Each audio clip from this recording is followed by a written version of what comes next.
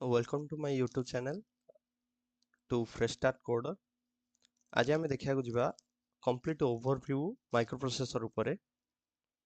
तो आ डेरी न करी चलो स्टार्ट करिबा। First जानिबा what is microprocessor. A microprocessor is a compact integrated circuit that contains the function of a central processing unit of a computer. It performs arithmetic, logic, control and input-output operation based on instruction from a program. तो एठी कोन कहूची से microprocessor होची गोटे integrated circuit जहाँकि CPU रो किछि काम करथाय माने आमे जो इंस्ट्रक्शन टा प्रोवाइड करथाय प्रोग्राम द्वारा तो सीए जेतेले प्रोसेसिंग पई सीपीयू पाखो को जाए तो तार किछि काम माने लॉजिक हला तार मैथमेटिक्स सम हला तापर इनपुट आउटपुट ऑपरेशन हला तो सेमति किछि प्रोग्राम किछि टास्क हमर माइक्रोप्रोसेसर करथाय। तो ये देन देखियो हमें हिस्ट्री ऑफ माइक्रोप्रोसेसर हिस्ट्री कौन रहउची हिस्ट्री ऑफ माइक्रोप्रोसेसर रे ये डिस्कवर हेतिला हमर केते 1971 रे इन्वेंटर रहितिला हमर Federico Faggin Ted Hoff and Stanley Mazor Intel means प्रथम जो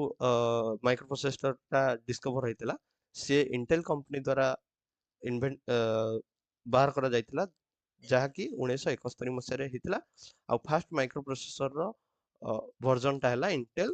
4004 देन देखिबा माइक्रोप्रोसेसर रो 8086 आ 8088 माइक्रोप्रोसेसर विषय तो 8086 विषय जानिबा कहले तो हमरो सीए बाहर थिला माने इंट्रोड्यूस केबे हेतिला 1978 मसिया रे आ 8088 इंट्रोड्यूस हेतिला 1979 मसिया रे तो ये दीटा तक होचे हमर 16 बिट माइक्रोप्रोसेसर तापरे तार जति डाटा बस ऊपर को जिबा डाटा बस हम काहा को कहबा डाटा बस कहबा कि एट ए टाइम से माइक्रोप्रोसेसर टा केते डाटा ट्रांसफर करि परियो तो एठी सेही हिसाब रे देखिया को गले 8086 डाटा ट्रांसफर करियो 16 बिट रो आ 8088 डाटा ट्रांसफर करियो 8 बिट रो तो से यूज हेतिला कोटे प्रथमे आईबीएम पीसीएस रे तो यार क्लॉक स्पीड रहउची typically 5 to 10 megahertz clock speed mainly refer करे कि केते स्पीड सेटा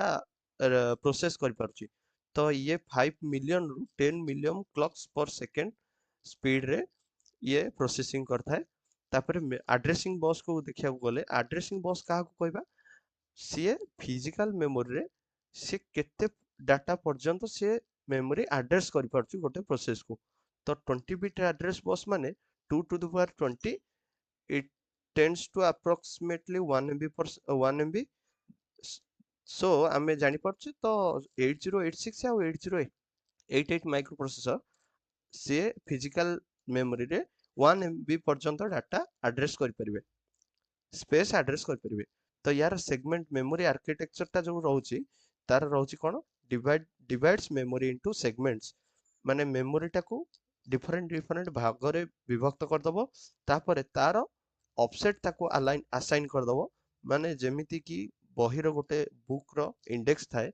पेज नंबर विथ कंटेंट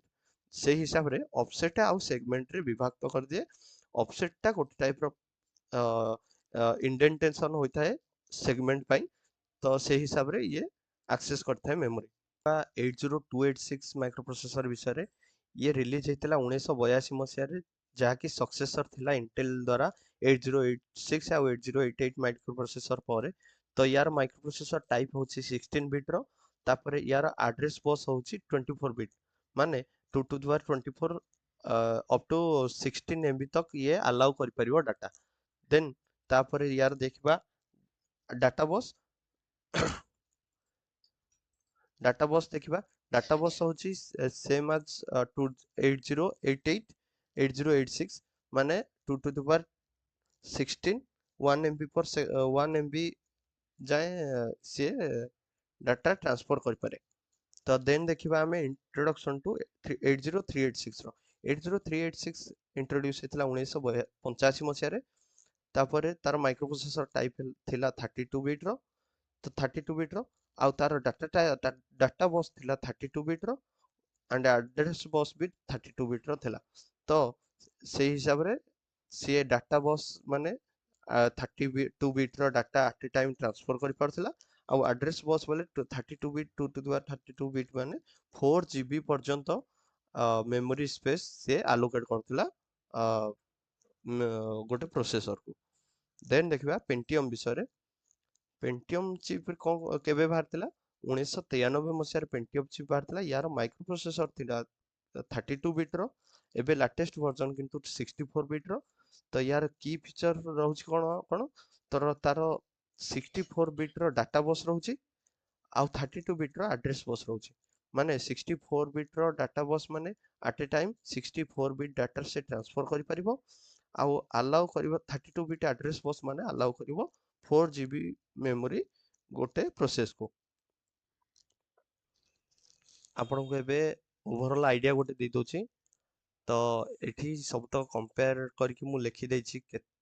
कौन कहार केते माइक्रो प्रोसेसर डाटा बस एड्रेस बस जोटा कि आपको बहुत सुविधा हे देखिकी बुझा